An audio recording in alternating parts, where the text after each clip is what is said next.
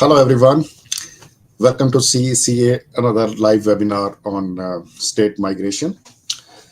In this webinar, I will provide essential information on subclass 190 and subclass 491 state nomination criteria, including the updates, requirements, and tips for the applicants. Either they are skilled migrants, either they are students. Myself, Hermes Sani, Registered Migration Agent, CECA. So let's start with the subclass 190, 491 visa subclasses first. These visas usually offer pathway to permanent residency in Australia for skilled workers. Subclass 190 is a permanent residency visa requiring a commitment to live and work in the nominated state for at least 2 years. On the other hand, subclass 491, it's a provisional visa granted for 5 years, leading to PR through 191 visa subclass. So it also requiring residency in designated regional areas.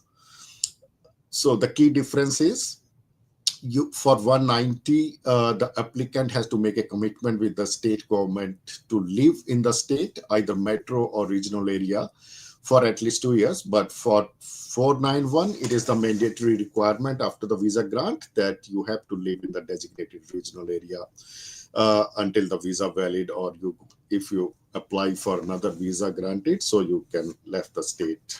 Depends upon your visa conditions. So let's compare the visa allocations and competition exist for the state nomination. So the number of available places for state nominated visa is already been declared. So now all states and Australian territories are open for nomination applications, which also leading to increase the competition. So for this financial year 2025-2026, the total state nomination allocation given by the federal government is 20,350 places for this financial year. So we can see there's a significant cut in allocation for states like Victoria, New South Wales, Western Australia, South Australia, and Tasmania as well compared to the previous years. So the priority sector includes health, construction, education, digital technology, and especially this financial year, they're prioritizing the onshore applicants compared to the offshore in many programs. So the state specific visa allocation, I can give you some data on it. For the New South Wales, there are 3,600 places are allocated, out of which 2,100 for 190 visa subclass and 1,500 for 491 visa subclass. In Victoria, there are 3,400, second largest allocation for the Australian state. So 2,700 for 190, only 700 for 491, which is significantly lesser than the previous year seats allocation for 491 visa for Victoria. For Queensland, it's at 2,600 places, which is quite larger than the seat allocation from the previous year for Queensland state, out of which 1,850 for 190, and they allocated 750 for 491 visa. For South Australia, 2,250 places are allocated. So 1,350 for 190 and 900 for 491. I give you the table as well. You can see on the screen. Just give me a moment. Yeah, so you can see on the screen. So, and for Tasmania, you can see there are 1,850 places are allocated. So 1,200 for 190 and 650 for 491. Australian Capital Territory, 1,600 places, 800 for each visa. And Northern Territory, which is also open now, they started to accept nomination application from 24th of November. So they got 1650 places, 850 for 190 and 800 for 491 visa. So let's do comparison step by step. The process for obtaining state nomination involves several key factors across all the states. So the main criteria is, first of all, you have to obtain a positive skill assessment in the nominated occupation. Let's remove the screen now.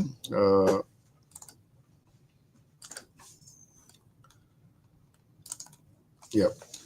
So the first criteria is have to obtain positive skill assessment for both visa subclass, either you going for 190 or going for 491.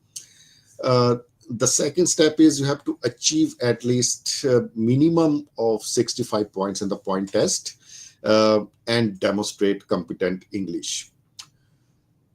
If you're meeting these requirements, then lodge an expression of interest in the skill select, selecting preferred states and visa type, either 190 or 491. So some states require a separate registration of interest. So you can't include all the state or any state on your EOI, for particularly for some states, for example, New South Wales, Western Australia, even Northern Territory. They want their separate ROIs, particularly mention their state, the name of that state that you seek nomination from these states. So states invite candidates based upon the periodic selection rounds. So the states are majorly looking for specific qualification and commitment from the applicants. Preference for onshore applicants already living and working in the state. So all the major states, they generally give preference the people who living and working in their states. And priority sectors that include health, education, construction, and digital technology. Strong points and English proficiency are critical for selection. For 491 visa, a commitment to live and work in a designated regional area is essential. So you have to make that commitment as well. Let's analyze the different states. So let's come to New South Wales first. So New South Wales has specific requirements and competitive settings for its visa programs. So total allocation for New South Wales, they've got 3,600 places, 2,100 for 190, as I already described, 1,500 for 491, which is significantly higher than other states. So 190 visa is invitation only and highly competitive, requiring a valid skill assessment. 491 visa had three pathways. The New South Wales, which is given the focusing on regional employment and study, their names in terms of pathway 1, 2, and 3. They have different their criteria to nominate under these pathways. On the other hand, the Victoria visa program emphasizes onshore applicants and specific priority sectors. So total allocation, they got 3,400 places, 2,700 for 190, 700 for 491. So ROI as required by Live in Melbourne portal. ROI means registration of interest. You have to lodge if you're seeking nomination from Victoria from Live in Melbourne portal with existing ROIs valid into 2025-2026 financial year. So for Victoria especially, they including the priority sector for health, education, digital technology, and construction, of course. Queensland. So Queensland has seen an increase in visa allocation compared to the previous financial year.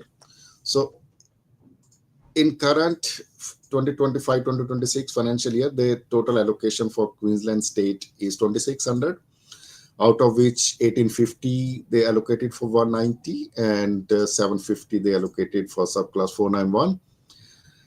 So now it is open for both onshore and offshore applicants, so focusing on skilled professions in the key sectors. So separate pathway exists for graduate of Queensland institution and skilled workers, particularly in the construction sector. They're going to give priority this time. South Australia, they have a specific update and priority sector for visa applicants as well. So total allocation, South Australia got 2250 places. So 1350 for 190 and 900 for 491 visa subclass. So South Australia, the ROIs are open for onshore applicants, while offshore applicants are invited directly from the skill select EOI. They don't have to lodge separate ROIs for South Australia. So priority sector for these states are building, education, health, and advanced manufacturing. Rest of other states like Tasmania, Australian Capital Territory, Western Australia, Northern Territory, they have their own portal to apply nomination. For Tasmania, 1850 places are allocated with transparent ROI system. So they have their own point system based upon the passes you get. Passes means how many points you get, the gold pass, silver pass, like that. They have their own criteria. Similarly, Capital Territory, Canberra, they have their own point system on the base of Canberra metrics. Western Australia, they're focusing on health and trades, and you don't need to load separate UI for that one, but only you need to lodge nomination application when you get invited from the EOI skill select. And Northern Territory is also have their own nomination portal for the applicants. They've got 1650 places at the moment, 850 for 190, 800 for 491. And they have the eligibility criteria in terms of residency in Northern Territory, or if you have family member in Northern Territory. Accordingly, if you meet their eligibility, you can apply nomination straightway on their nomination portal. So this is the main requirement, and how the different states are working on nomination, how you can seek nomination from the various states across Australia.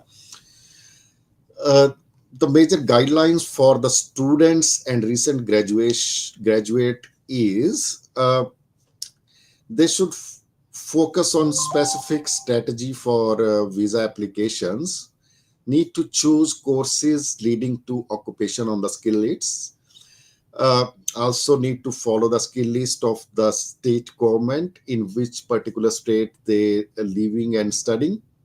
So work in the same state as the desired nomination to increase the chances of their invitation. So avoid mistakes like waiting until the last semester to consider the occupation list. And similarly for the skilled worker, either they offshore or they can onshore, because both applicants are eligible to apply for these visas. So skilled workers and families should prepare thoroughly for the visa application process, need to secure a skill assessment early, and documents work experience accordingly. Consider regional job offer to enhance 491 eligibility, even 190 eligibility criteria as well. So plan for formally related cost and living condition in the nominating state wherever you going after getting the nomination. For all the states, applicants should have all the nomination requirements. If you get nomination for any state of Australia, so the major requirements is applicants should have all necessary documents ready before the invitation round. So different states have the different timing. Not all states work together to give the nomination. Each state have their own criteria. So ensure skill assessment and your English test score are valid and meet requirements. Other requirements. So keep your EOI, ROI clean and accurate with all claim points backed by the documents. Some states may require additional commitments statements or proof of residence as well. So to stay updates with the nomination and state requirements, so stay informed about invitation rounds and trends in the visa applications. Check Federal Department of Home Affairs website for latest number, trends in skill selection. Monitor state news pages for update on ROIs, cutoff, and remaining places. Be aware of the rising cost cutoff and whether state prioritize onshore applicants or offshore. So how they're going to nominate. So just keep update yourself and keep an eye on it. So common mistake usually people do. So avoid common pitfalls can enhance the successful visa application. So do not overclaim. It's a very important point. Do not overclaim points or use outdated information. So some people think that, particularly in Victoria, some people, if they describe a higher income, they have the more chances of invitation. No, so do not overclaim or don't use any outdated information. So ensure readiness before lodging EOI ROIs with all necessary documents. So all evidences must match whatever you're going to claim in your EOIs and ROIs. So consider regional pathways as they can lead to permanent residency as well. Sometimes people don't consider 491 pathway. They only wait for 190. Or even some people just consider 189 or 190 only. They don't never consider 491. So it's a common, if you don't have enough points, so I advise you to go for 491 option as well if you may have the eligibility in that particular state. So understanding the competitive landscape and preparing early is the crucial for success. So state nomination remains a powerful pathway to PR despite reduced allocation. So each state has unique rules and priority sector. So always check official websites of the states and their occupation list, because they frequently change their occupation list for every financial year. So being onshore and align with priority sectors significantly boosts chances of the nomination. So these are the major factor I described. So how many seats are allocated for this financial year? Uh, what is the key requirements and how can you improve your chances to get the nomination for state subclass 190 or subclass 491 visa? So still, if you have any query or if you need assistance to lodge your expression of interest or your registration of interest, or you want to check your eligibility, so any help you're seeking, please do contact our CCA office, or you can directly contact me on 0451369851. So we always here to help you. So that's all for today. So please do contact us if you have any query. Thanks all. Thanks for your patience today. Thank you very much.